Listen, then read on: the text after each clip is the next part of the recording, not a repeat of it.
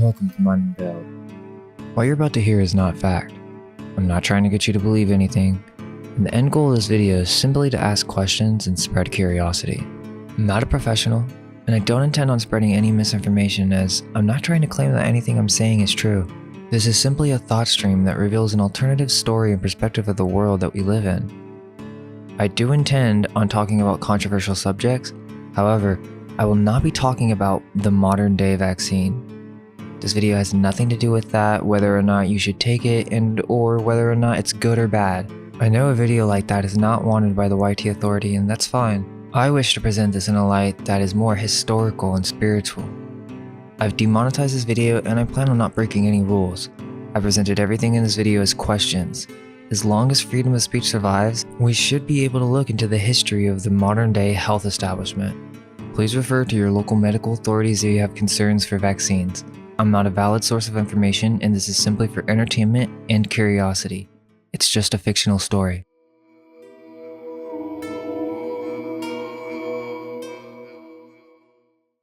In order to understand this ideological perspective, you must understand the full spectrum of lies that have been pervasive throughout our entire lives. In recent events, people have really begun to see the amount of corruption that has infiltrated almost every industry. America is being flooded with Marxism. We are seeing the division of those who trust their government and those who do not. And the blatant lying media has become more clear than we've ever seen before. This is the time to re-question everything we know, for there is corruption in our education system, medical system, and our heavily altered history that favors the winners. Our education system gave us a very specific viewpoint of reality, a perspective based in materialism, randomness, purposelessness, and producing work-minded individuals that don't think outside the mainstream. A medical establishment that is based on the allopathic system of medicine that simply suppresses our issues instead of dealing with the root cause. What about the billion-dollar industry of pharmaceutical companies that push the pills that numb all of our problems instead of solving the issue? Or even the historical perspective that mixes with our educational experience that transforms our cosmological viewpoint of reality. If you don't know your past, you don't know yourself.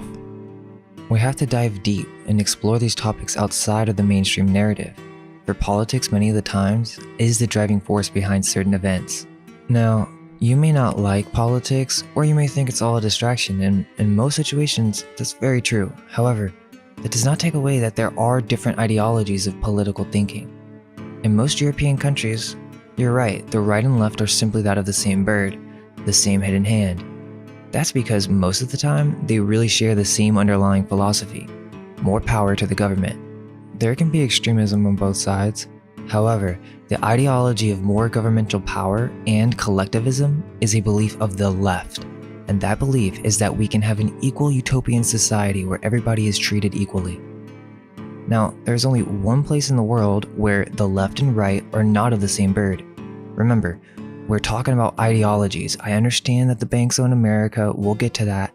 However, in America, we have a constitutional republic with a constitution that actually limits the power of government, not granted power like other constitutions around the world. When we're looking at the true left and right political spectrum, these ideologies are vastly different. The left wants the government to fix everything, while the right has much more conservative values. They value a free market and push for more individual rights. That's all I'm going to say. I have no intention on making this a video about explaining the political spectrum. I'm also not a Republican. I see myself as libertarian, if anything. It's important to not get polarized in this stuff. However, even anything that simply questions the left is now considered far-right extremism by the mainstream. And I'm sure some of you are saying, what does this have to do with the subject of this video? There are many subjects that are not usually connected that makes this all relevant. You kind of have to know this stuff if you want to understand what's happening now and what happened in the past after TaRTaRia. Collectivism destroys innovation, which then destroys the free market, that then destroys liberty. This has been attempted before many times in the past, and it seems as if history is repeating itself.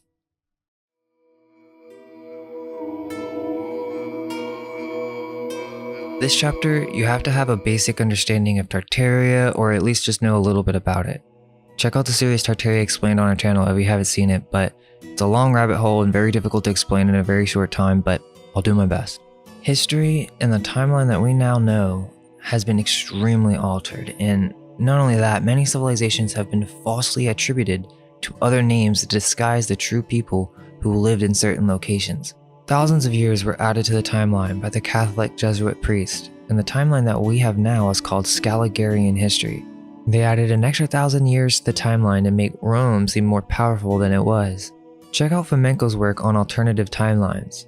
However, one of the major cover-ups by Catholic Jesuit priests who have also been called Phoenicians is that many civilizations have been erased from history and we know nothing about them, but they were pivotal in not only many of the cities and structures that we see around the world, but they also had advanced technology in flying vehicles. This TaRTaRian age is from before the 1500s all the way up to 1812. They had many major cities around the world in Russia, Europe, Africa, and in America. Now, the Phoenicians and the TaRTaRians can be confusing because there are multiple ages or stages to this, and also mainstream history already gives us a history on the Phoenicians, so that makes it even more confusing.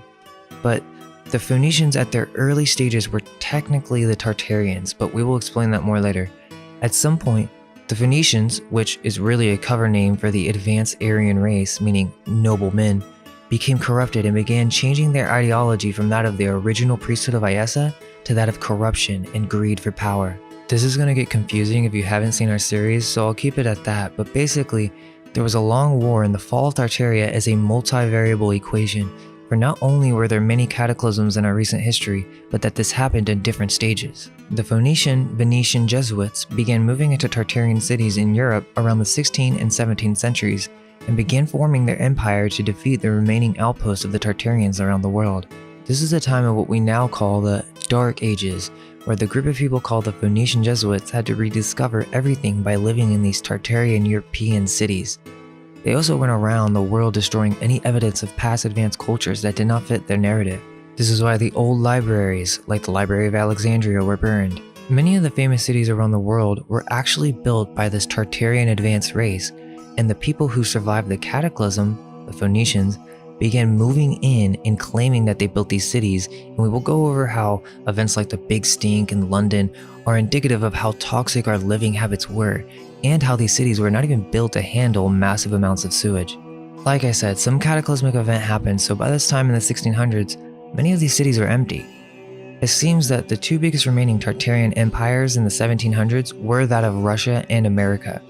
As the Phoenicians built their power, they built it based on combining the state with the religion and using it as a means of tyranny. This is one of the many reasons why people today are against religion.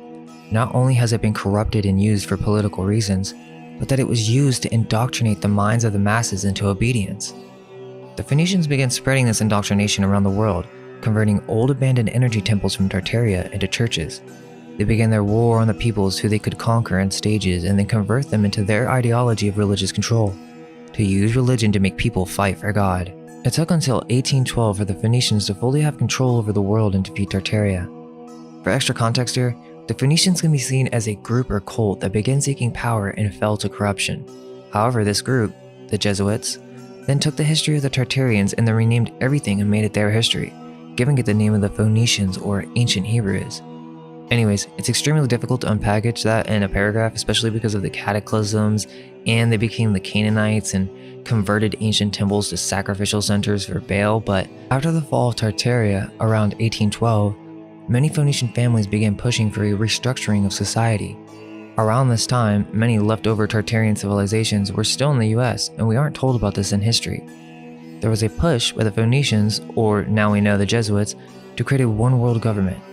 In order to do that, TaRTaRia needed to fall, in America, Europe, and in Asia. After the Phoenicians began moving into these TaRTaRian cities in Europe, they were emptied after some great cataclysm. Check out the videos to understand more, but they began rebuilding these structures for their own uses in society. This explains the weird ghost city photos of the 1800s and the fact that it makes no sense that they built all of these structures and moved massive amounts of bricks around on horseback. Most of these old photos are either staged and or edited. As they began to move massive amounts of orphans and people into these cities, they began having a push for the workforce.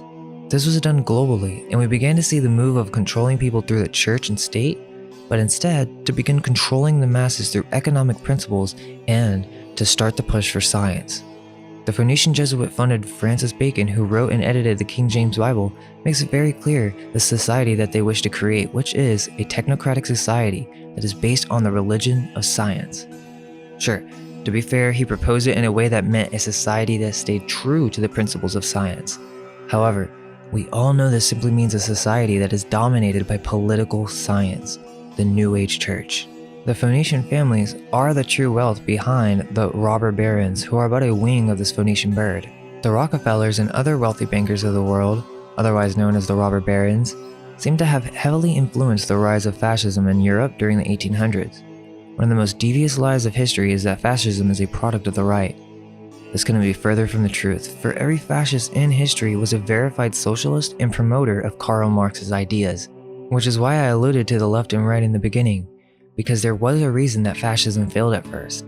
They tried too quickly to create their new world order, and it didn't work in their favor. Even though they absolutely still have control through the banks and industries, they just don't have the power. We do. And in order for them to have that power, they have to slowly convince us to give it to them. After the fall of TaRTaRia, there were still survivors and groups of people that resisted the full takeover from Europe within America. Even though they lost the war, they still began to form their own states and settlements, and this is what we know as early American history. It's many leftover Tartarians with wealth, many rich free market-minded businessmen who moved to America from around the world, and also these parasitic forces of the Phoenicians, or at least their branches like the Spanish, British, and French, that began making their cities in America and making the push for dominance. They did this by trying to dominate the free market through seemingly placed tycoon plants such as John D. Rockefeller, Carnegie, and J.P. Morgan. Remember, many of these cities, including the railways, were most likely found, and so these people were creating a market with technology that had been rediscovered. This has to do with controlling the power energy source and the banks, because through this you can control governments. Oil replaced the Tartarian free energy systems, and they began creating engines that ran on this new fuel source. They took the railroads and capitalized on the transportation of goods. It's very suspect on how these families got so rich in the first place, and as we see how the Rockefellers influenced world events, it will become evident that maybe the Phoenician families have had their hidden hand in this. It wasn't just the market that got corrupted, but the banks as well. Through owning the banks, they knew that they could take over the economic structure and influence governments around the world. Karl Marx became prominent around this time because he reworked the ideas of utopia and communism in a way that separated issues based on societal class, which would spark revolution in order to create change for the working class. However, for those with common sense, can see that these ideas directly were responsible for the rise of communism, and it was also used as a means of a psyop in order to convince the working class to revolt in a way that would actually give the government more control and more power. The thing about Marx is, he just did intellectual gymnastics in order to make his message much more presentable to someone who belongs to a workforce instead of someone who's trying to create their own wealth. These Wall Street bankers, or robber barons, were in cahoots with Karl Marx, and it is well known back then that they funded and promoted these communist ideas. These bankers were directly responsible for funding Lenin and Trotsky and promoting the Bolshevik Revolution.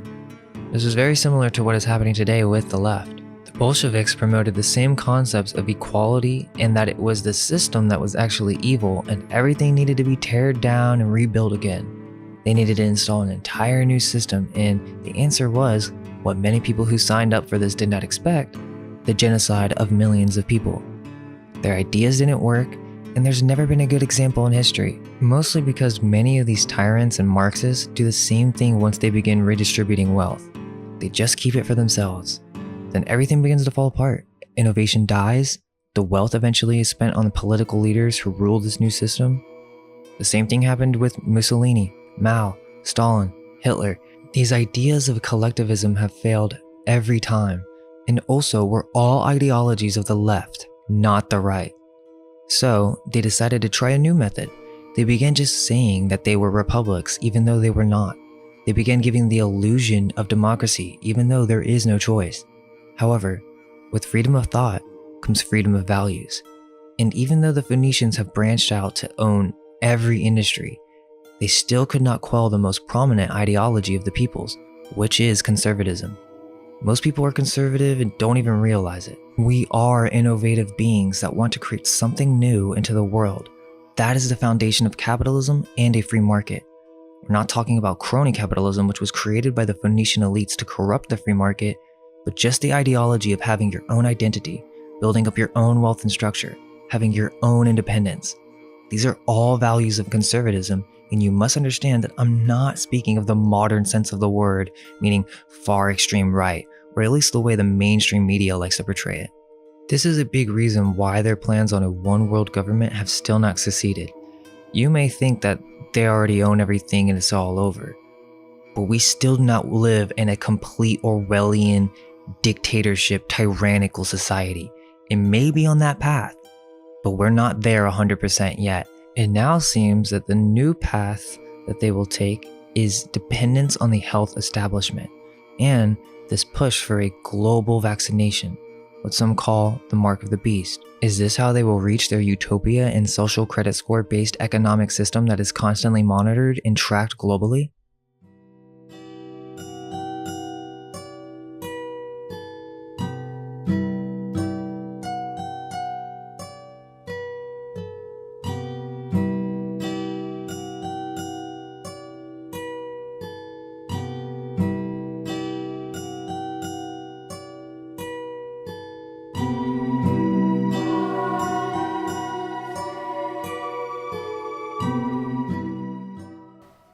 In the early 20th century, both the Rockefeller and Carnegie Foundations were donating large sums of money to education and the social sciences.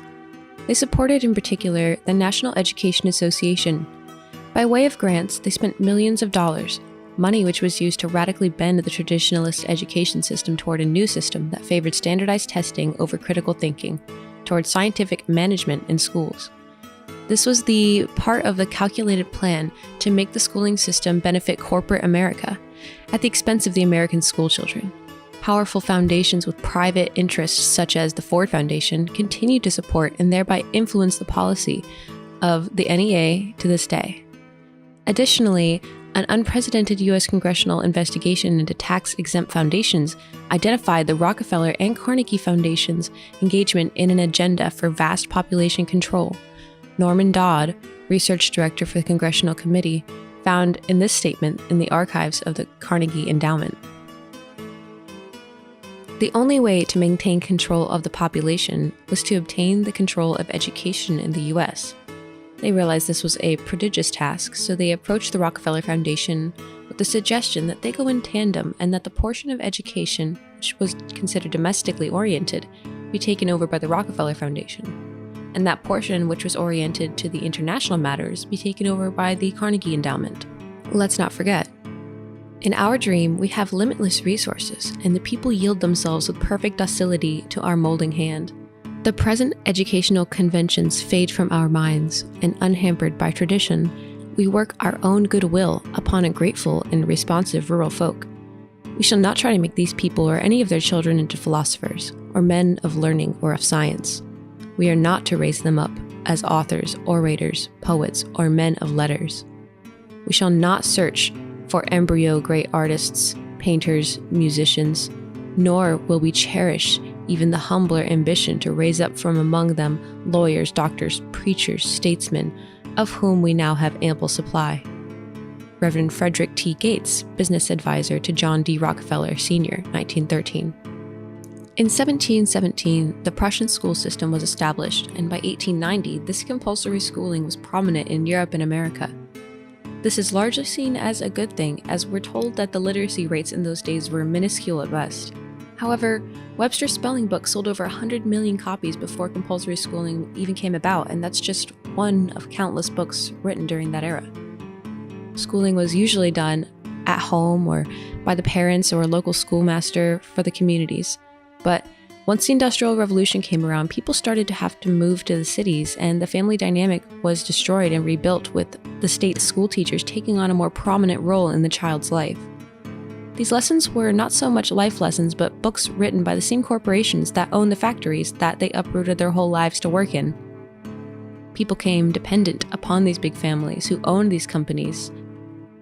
And these bigwigs know that they have complete control, and their descendants will continue on their business, almost like a monarchy. Though it would make sense, since these very textbooks that American children are learning from are produced by a British company, a country with a long history of nepotism.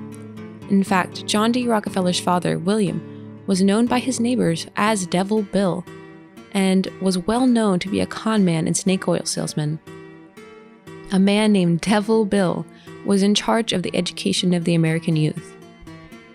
The current American school system took root around the turn of the century.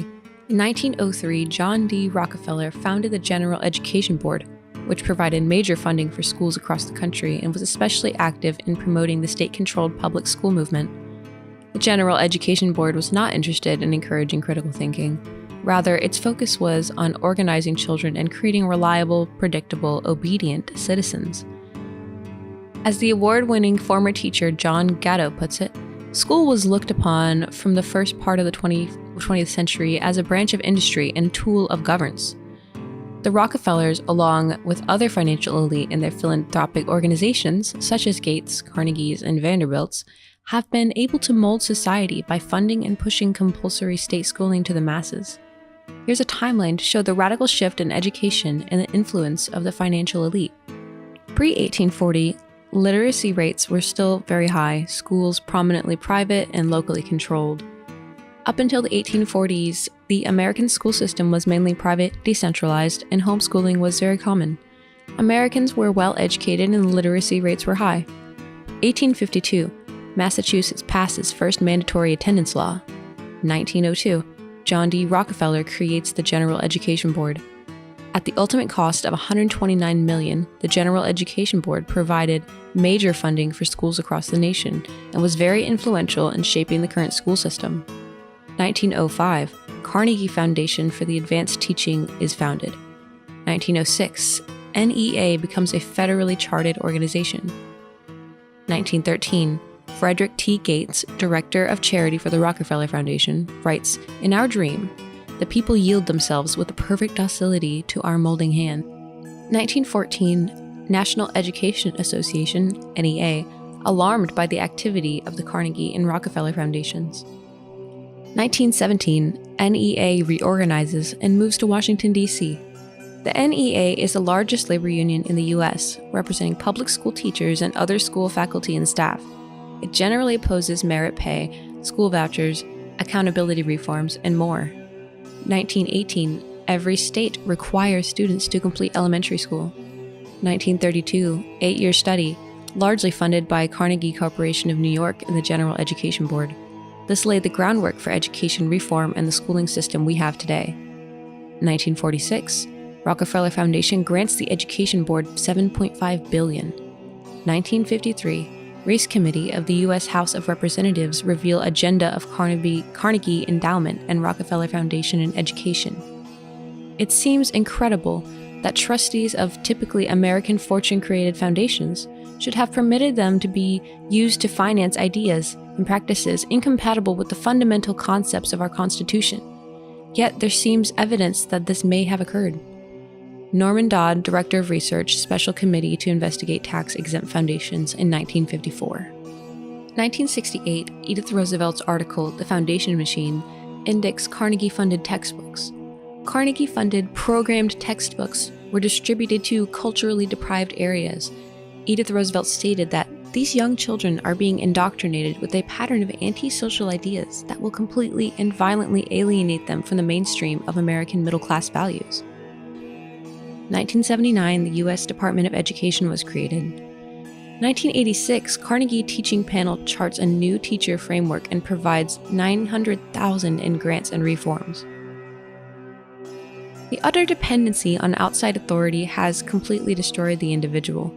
Compulsory schooling does not foster problem-solving skills, innovation, creation, or anything that might possibly create a business competitor for the ruling class. Modern education is a business and has been since its inception. Why is there no plausible solution for fixing this education system? Because it was designed this way. It was designed to pump out students who will put all their faith in teachers and experts and none in themselves. The idea of a credit system is introduced at such a young age. The idea of a permanent record is always looming in the minds of the youth. The pressure to further pursue state-regulated education is also a big factor. How often do we hear things like, if you don't go to college, you'll end up a failure? Nowadays, however, people are realizing that this idea of specializing in one thing isn't a necessity to succeed. After spending tens of thousands learning a specific skill, and it turns out that either the market is oversaturated or highly competitive or even dwindling in a lot of cases with the advent of the ever-expanding reach of technology. The amount of turmoil some students go through in college is unimaginable. It is mostly internal due to the pressure, oftentimes forcing themselves to do something that they are taught is profitable, instead of what they are passionate about. This mindset is often seen as rational, but is it really rational for your mental state to force yourself to do something that you hate and are left paying off for decades? People who dislike their area of study actually become successful if they don't have a passion for it. We are afraid to raise our hands and ask our teachers questions out loud because we're afraid we'll get laughed at by our peers and our teachers. It's no different when you're an adult in the professional and social spheres. Our media like films, shows, games, social media influencers, the news, these are simply our new teachers, people from whom we take commands from in exchange for safety. And that's what the government claims to be, a protector of the people. And that's the allure of collectivism, safety. But it's a false state of safety and tends to breed dependency and weakness, making us dependent on remote authority. The government is as much our protector as a farmer is a protector to his cattle. Sure, they protect, but only to a certain degree, and only to end up using you as collateral in whatever plans they've got. We don't go to school for our benefit. Reading, writing, mathematics, that can be taught in a very short period of time. 12 years is far too long and reminds me of how the Spartans would take boys away from their families for 12 years to train them as soldiers. The war of the modern day isn't that of spear and shield, but that of mind and spirit, and the federal schools are the training field.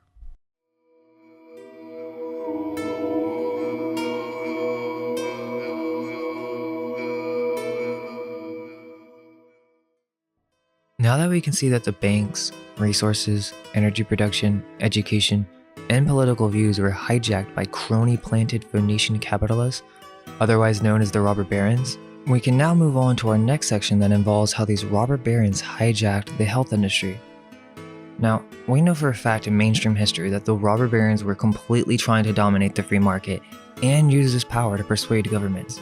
Now, we just need to apply that same logic to the health industry. In 1910, John D. Rockefeller teamed up with a school teacher and educational theorist named Abraham Flexner in order to change the way that the world would be taught about medicine. Andrew Carnegie joined in and decided to use this as an opportunity for providing a solution, such as pharmaceuticals, which began as byproducts of the oil industry. Together, they created the Flexner Report, which changed the way people healed from sickness. They promoted this concept of allopathic medicine and that educated medical professionals could help heal the world through science and medicine. What this achieved for the robber barons was a culture that enabled the monetization of medicine. Before the 1900s, they had very interesting ways of healing: ancient practices, holistic healing, plant-based medicines, and sure, there were plenty of scams, but there still wasn't an established health system that would dictate what health is and what is the best cure. There wasn't a culture of pharmaceuticals yet. This all started within the last 100 years. And the big point to take from this is not just that this was funded with a specific intention from the beginning, but that how could anyone truly believe that science has it all figured out? Scientists will say, oh, they don't, but then you explain, why is there this big push and a very fast pace from multiple governments around the world to take a relatively new and experimental product that has never been truly tested? Where is the science and history that shows this is what's best for the human race? There were many prominent health figures at this time that possessed great knowledge about the body and the root cause of disease. Arnold Everett was most famous for his mucilus diet healing system. Everett authored books and articles on dieting, detoxification, fruitarianism, fasting, food combining, health, longevity, naturopathy, physical culture, and vitalism. People say all the time that these were just wackos and that people were just buying snake oil. But most of them are not being fair in the knowledge that many of these figures were actually healing people, much different than what you see with modern doctors. On Wiki, it says he was an alternative health educator. These ideas are much more ancient, as we will see, and it is allopathic medicine that should be considered as alternative health. Let's not forget the works of John Harvey Kellogg on auto-intoxication. Many others around this time were well aware of why people were getting sick, but just like the oil industry got rid of electric and steam engines, they had to get rid of the figures that were actually keeping people healthy. If you're healthy, you can think more clearly. You begin to have more energy, which makes you more resistant. A tyrannical society must function on the civilians not being able to rebel. What better way to do that than to force dependence of health on the state that then is politically motivated and altered by crony corporation bankers? The history of vaccination does not begin with smallpox, but throughout history, many different cultures would drink the venom of snakes in order to become immune to its effect. This may have induced toxoid-like immunity. In the 1700s, the Chinese found a way to deal with smallpox by snorting powdered scabs up their nostrils. They found a way to suppress the disease. Let's ask, what is a disease? Well, a disease is a disorder of structure or function in a human, animal, or plant, but many times it is synonymous with viruses. A virus is a microscopic infectious agent that replicates itself only inside the cells of living organisms. Usually this has a perceivably negative effect on the host. Now, many people in the mainstream narrative have subconsciously been led to believe that this is but a force of nature or something that just happens randomly. Could it be that possibly there is a cause? According to Google, quote, naturally occurring smallpox was destroyed worldwide by 1980. In addition to flu-like symptoms, patients also experienced a rash that appeared first on their face, hands, and forearms, and then later appears on the trunk. There's no treatment or cure for smallpox, end quote. I will show in a later section what famous philosophers said about society. Is it possible that downfall and famine of mankind is a sign from above that we're not living in the right manner? Are we refusing to look at our signs and change our ways? It's truly a controversial issue because let's just say man did corrupt itself and it had something to do with diet. Many people are not aware of this and have simply been brought into this culture and way of life. What happens when a sickness comes to a society and everybody begins getting sick because of their compromised immune system? Well, for science and those who have no other answer, there can only be one solution. But is there another? People think they need the vaccine for a couple different reasons. 1, they do what the government tells them to. 2, there are people who are aware of the government and media corruption yet still somehow trust the science. And I think this directly stems from cosmological indoctrination such as space and evolution, and the trusting in science because it has saved humanity before, according to the history books we are given at the schools, funded by the same people funding the vaccine manufacturers. Modern medicine perceives disease as a foreign thing. For example, I remember someone trying to tell me, oh, I remember back when I was younger, everyone was suffering from smallpox and polio and people were suffering and the only thing that saved them was vaccines. I was shocked to hear this person make this argument because he knows a lot about what's going on right now with the government and corruption within the media, but somehow he still thinks this way, and I thought to myself, the only way I could explain this to him is that he has to understand how literally every industry has been hijacked, including the health industry, the space industries around the world, and our ancient history have all been infiltrated for political purposes. There are many stories that claim, not saying I am, that many people got polio and other diseases after they got vaccinated. I'm not saying the two are connected, that's your own rabbit hole to explore. Instead of taking that viewpoint, I think in order to understand why we get sick and what a disease is, we need to look at history and even myth. This all stems from our cosmological viewpoint of the world. Is disease a foreign virus or something that just comes from nature and it's science's job to save us? Or are our diseases a product of our own societal actions, and that it may be the waste and putrefaction from within our body that gives these diseases a place to thrive? Think about our culture, the way we think, the way we eat.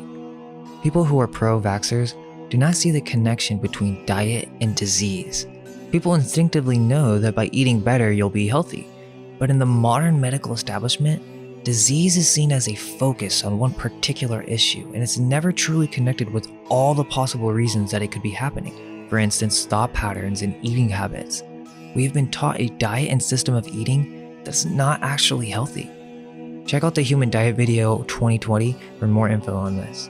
Now, I'm not saying every disease in the world is a result of your eating habits, but that it stems from cultural and historical choices that we have made within the last 300 years.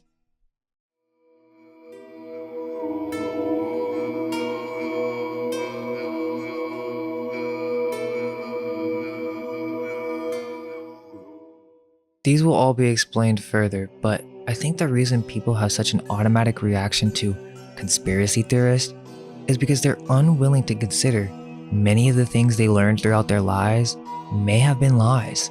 The structure in which they perceive reality is beginning to topple, and in their gut, they know this to be a little bit true. There's something more, but they would rather not let go of their previous beliefs, for numerous different reasons. Then, there's also the people who simply just think anti-vaxxers are stupid because we have science. Science has saved us in the past, and all the information that we're receiving from the establishment is 100% the truth, and anyone who navigates from this mainstream thought stream is just uneducated and ignorant. In my opinion, the latter has already made a decision and refuses to be curious anymore. They can't get into that state of being where they can perceive more than what they can consciously and logically conclude. However, there are different forms of rationalizing that go beyond just analytical thinking. One must learn to enter other states of consciousness in order to tap into their intuition and creative soul. Most of these people refer to anyone who refuses to accept an experimental government vaccine as an anti-vaxxer, which directly stems from their cosmological viewpoint of the universe they live in. You see, these people are nihilist and believe that science has everything correct in terms of the perspective of the universe, that we came from a big bang and that we're just a coincidence that came about through randomness, that we evolved from monkeys and had to fight to survive. Sure, many of these people may believe in something more or multiple dimensions, but in the majority of these cases, these people have been indoctrinated with a very specific worldview, either consciously or subconsciously. That is the cosmology of materialism.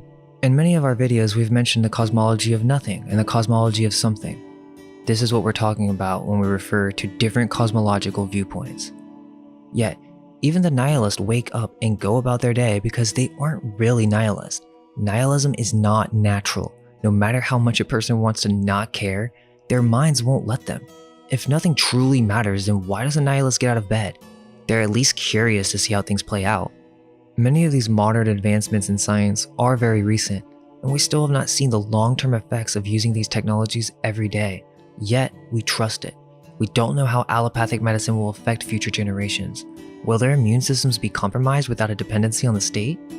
And this is an important point to make. It's not to say that science is evil or that science is the bad guy. By saying science is the new religion, we're saying that it has become political, therefore corrupted. A common argument to anti-vaxxers who use this point is by saying it's stupid to call science a religion because it's simply the study of the structure and behavior of the physical world through observation and experimentation. But this is just a straw man argument, for we're not attacking true science. We're attacking the mainstream established scientific narrative that was politically funded by many of the robber barons that we have mentioned. Try to apply what's happening in the scientific political atmosphere today to 100 years ago. Nothing is new. It's the same as when Christianity reigned as the main tool of the state. There's nothing inherently wrong about religion and spirituality. In its ancient form, you could make the same argument as pro-vaxxers do for science.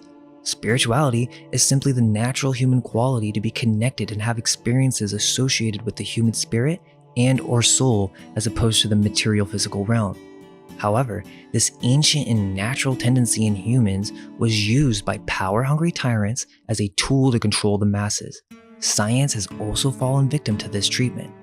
Before, the Jesuit church used occult imagery to influence the masses into obedience, taking control of their right imaginative brains.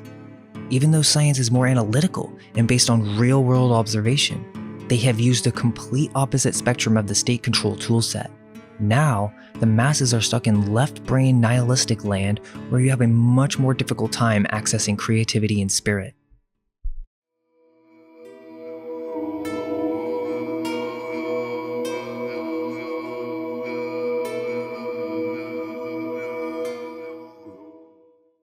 So pro-vaxxers believe they need vaccination because societies depend on it.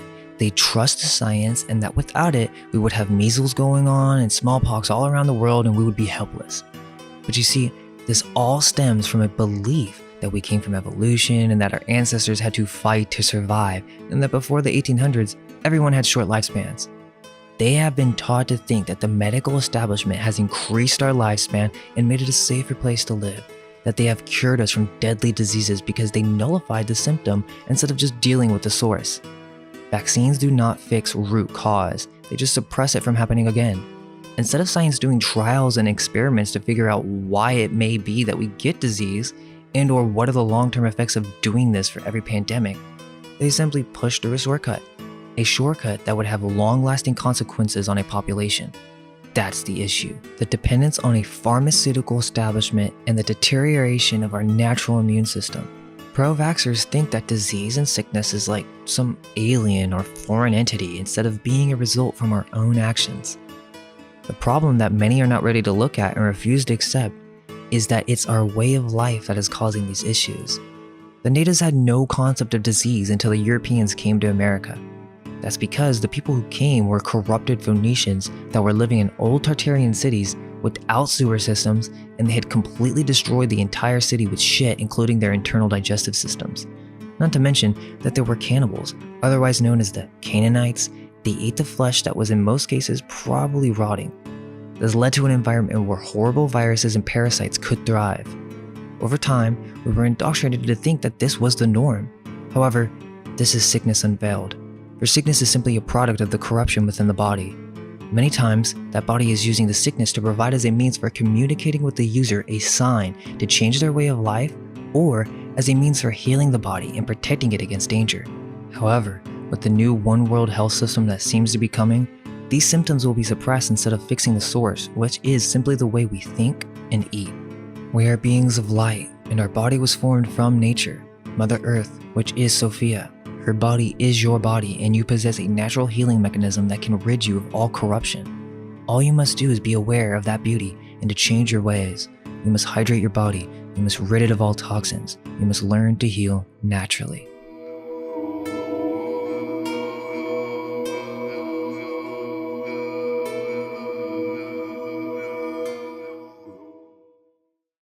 One of the most prominent things that one of these pro-vaxxers will say is that we had a very short lifespan before science. This is something that needs to be addressed from an alternative viewpoint because there's many variables to consider. Well, to start off, many ancient cultures, myths, and legends refer to many different ages of the human race. You have the Golden Age, then you have that age getting corrupted and then the flood coming. Then you have this rise of awareness, the Aryan Age, the TaRTaRia, Age of Noble Ones. And then after you have this destruction of fire that then leads to the restructuring of the modern age. So for most of the people who are pro-science and pro-vax, they're also following the mainstream history, which again says that we came from monkeys out of Africa and that the ancients did not have a long lifespan in general. In order to understand why we do not need to rely on science or political science really, is that there were ages in our past where we lived in great health and had extremely long lifetimes. There's no proof, we would have evidence in the fossil record. Well, there are many cases in which artifacts do not fit the mainstream narrative and are forced into a specific history rather than truly discovering its origins. That's because corruption has infiltrated almost every industry. It's absolutely unbelievable, and 2020 was the year to see it clearly. We all know that science and education has become extremely political.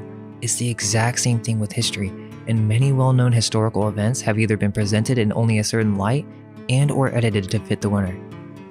The Bible makes it clear that early humans had long lifespans and lived to be up to 800 years old in some cases.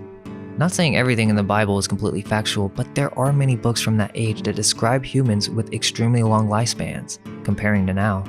Many ancient writers make it clear that early ancient advanced civilizations, such as the Hyperboreans, had a very light diet that did not consist of eating animals. Remember, this whole perspective that we are meat eaters comes from this cosmological perspective that we were hunter-gatherers and we had to fight to survive.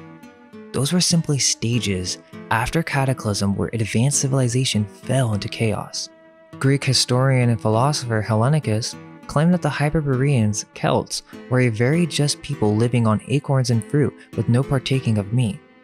Quote, "When I go back," says Higgins in Anacalypsis, page 147, "to the most remote periods of antiquity which it is possible to penetrate, I find it clear and positive evidence of several important facts.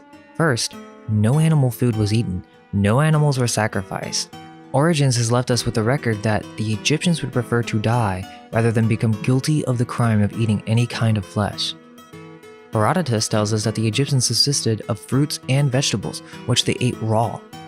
Plinius confirms the statement.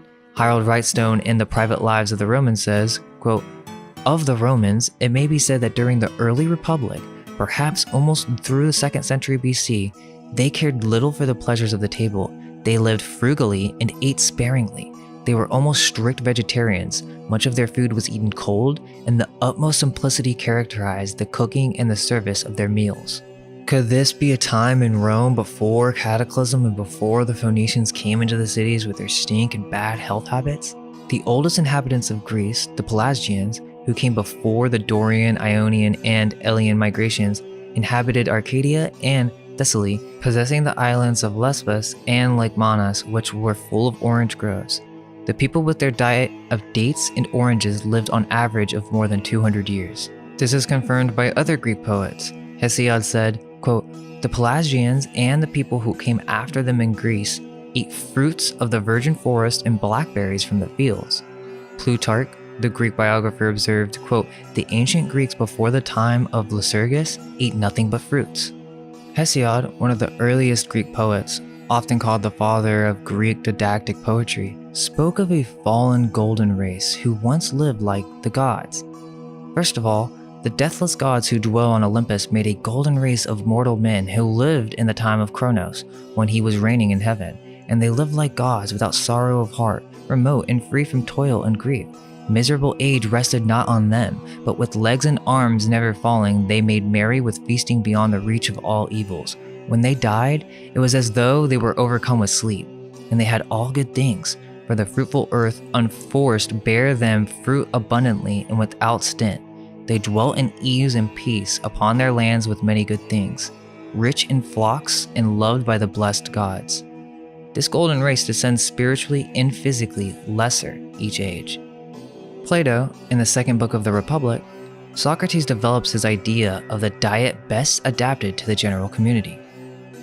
The work people will live, I suppose, on barley and wheat, baking cakes of the meal and kneading loaves of the flour, and spreading these excellent cakes and loaving upon mats of straw or upon clean leaves, and themselves reclining upon rude beds of yew or myrtle boughs. They will make merry themselves and their children, drinking their wine, weaving garlands, and singing the praises of the gods, enjoying one another's society, and not begetting children beyond their means through a prudent fear of poverty or war. We shall also set before them a dessert, I imagine, figs, peas, and beans. They may roast myrtle berries and beech nuts at the fire, taking wine with their fruit in great moderation, and thus passing their days in tranquility and sound health. They will, in all probability, live to a very advanced age, and dying, bequeath to their children a life in which their own will be reproduced. Then, Socrates proceeds to point out how the new ideal republic will become plunged into injustice and violence and fall into decay just as soon as it oversteps the limits of necessaries and makes the flesh diet and the acquisition of wealth objects of supreme endeavor. By this extension of our inquiry, we shall perhaps discover how it is that injustice takes root in our cities. If you also contemplate a city that is suffering from inflammation, whose people have been departed from simplicity, they will not be satisfied, it seems, with the mode of life we have described, but most have in addition couches and tables and every other show article of furniture, as well as meats and viands. We shall need swine herds for such a city, and great quantities of all kind of cattle for those who may wish to eat them, then decline and decay. Does this not seem relevant to what's happening in our society today?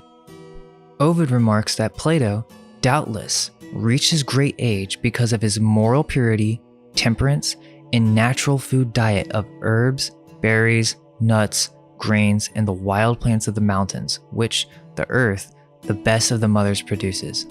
Pythagoras, alas, what wickedness to swallow flesh into our own flesh, to fatten our greedy bodies by cramming in other bodies, to have one living creature fed by the death of another. Leonardo da Vinci, quote, "Truly man is the king of beasts, for his brutality exceeds theirs. We live by the death of others. We are burial places. I have from an early age abjured the use of meat, and the time will come when men such as I will look on the murder of animals as they now look on the murder of men." Nikola Tesla, quote, It is certainly preferable to raise vegetables, and I think therefore that vegetarianism is a commendable departure from the established barbarous habit. That we can subsist on plant food and perform our work even to advantage is not a theory, but a well-demonstrated fact.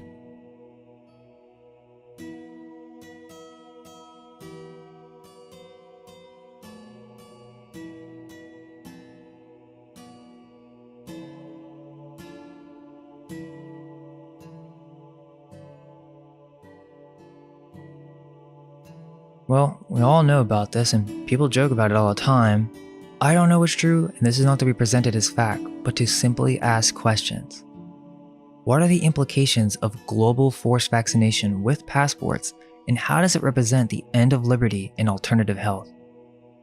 Is more dependence on government a good thing?